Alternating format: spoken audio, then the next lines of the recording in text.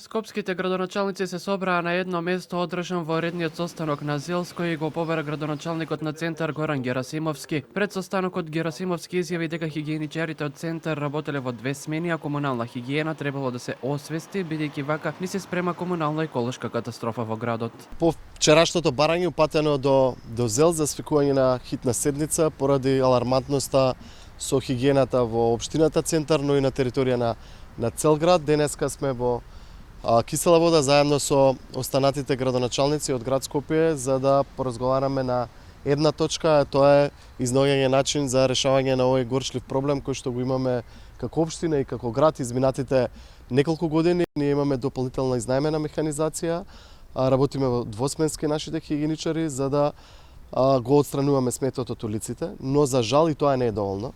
Искрено не е доволно и гледаме што секојдневно се случува. Председателот на заедницата и актуелен градоначалник на Кисела Вода, Орце Ѓорѓиевски, потенцира дека главниот град со овој проблем се соочува подолг период, но градоначалниците на скопските општини пробуваат да го амортизираат. Знаете дека главниот град генерално е претворен во една голема депонија. Ние неколку пати досега, изминативе години, интервенираме, но тоа е секундарна интервенција од наша страна. Зошто?